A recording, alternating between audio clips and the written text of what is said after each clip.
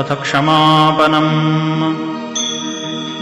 आवाहनं न जानामि तवार्चनम् पूजां चैव न जानामि क्षमस्व परमेश्वर अन्यथा शरणं नास्ति त्वमेव शरणं मम तस्मात् कारुण्यभावेन रक्षस्व परमेश्वर गतं पापं गतं दुःखं गतं दारिद्र्यमेव च आगता सुखसम्पत्तिः पुण्योऽहं तव दर्शनात् मन्त्रहीनं क्रियाहीनं भक्तिहीनं सुरेश्वर यत्पूजितं मया देव परिपूर्णं तदस्तु मे यदक्षरपदभ्रष्टं मात्राहीनं च यद्भवेत्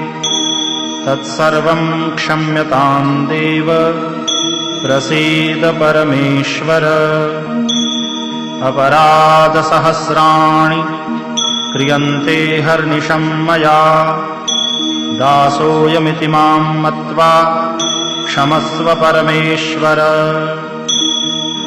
त्वमेव माता च पिता त्वमेव बन्धुश्च सखा त्वमेव विद्या द्रविणं त्वमेव सर्वं मम देव कायेन वाचा मनसेन्द्रियैर्वा बुद्ध्यात्मना वा प्रकृते स्वभावात् करोमि यद्यत् सकलं परस्मै सदाशिवायेति समर्पयामि।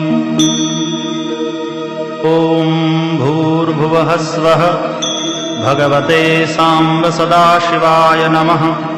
क्षमापनपूर्वकं प्रार्थनापूर्वक नमस्कारान् समर्पयामि। नमः पार्वतीपतये हर हर महादेव हर।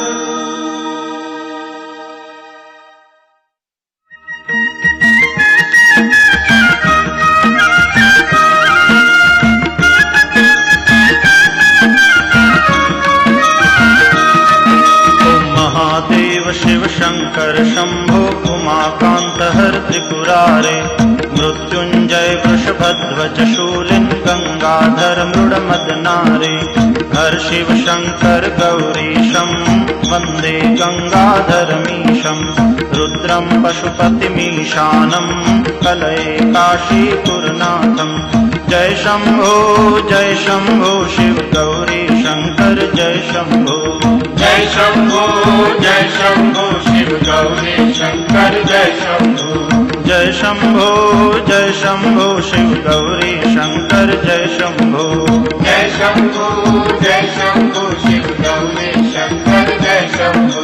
जय शंभो शिव गौरी शंकर जय शंभो। जय शंभो शिव गौरी शंकर जय शंभो। जय शंभो शिव गौरी शंकर जय शंभो। जय शंभो शिव गौरी शंकर जय शंभो। जय